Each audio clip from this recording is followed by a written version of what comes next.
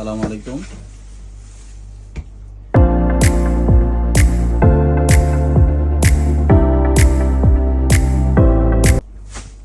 ঈদের দিন শেষ, এখন গরুর গোস্ত আনা হয়েছে।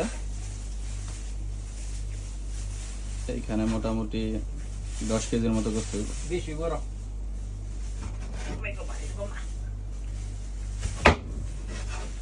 রাত্রের বেলা কাটাকাটি চলতেছে। আর আছে নি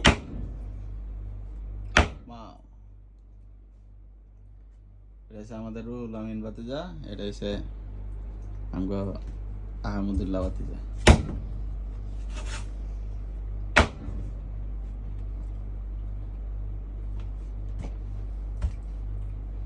কষাই আমরা থাকতে আর কষাইয়ের অভাব পড়তো না। এই, আসলে কেমন কামিছে নি বহুত কামিছে এটা একটু আলগি দে তো। হ্যাঁ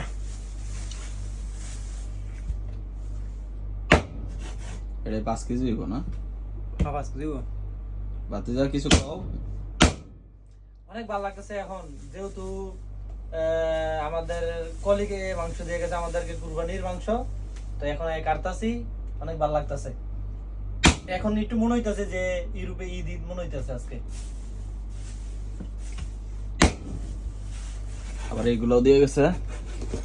এগুলো সেই মিষ্টি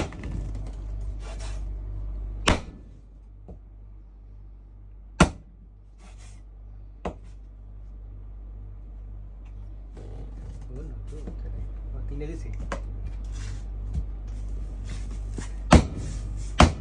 আমরা একটু বাইরে ঘুরতে গেছিলাম, তো ভাতিজার কলিগ আছে, কলিগে তারপরে ফোন দিয়া রুম খোলা ছিল, ফ্রিজের মধ্যে রেখে গেছে আর কি।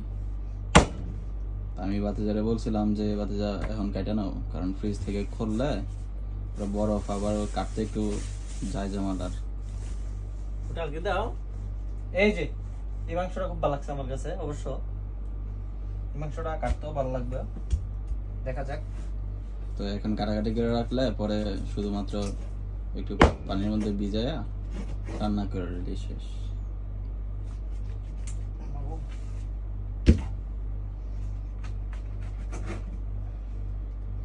আসলে যে কলিগ মুসলমান, সে কুরবানি দিছে, সেজন্য দিয়ে গেছে আর কি।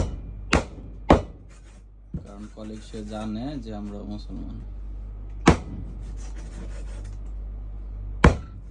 অবশ্য আমরা এখানে সকালবেলা খাসির গোস্ত রান্না হয়েছে, এই কারণে এগুলা রান্না হইব না, জাস্ট কাইটা ফ্রিজে রেখে দেওয়া হইব আর কি, প্যাকেট করে।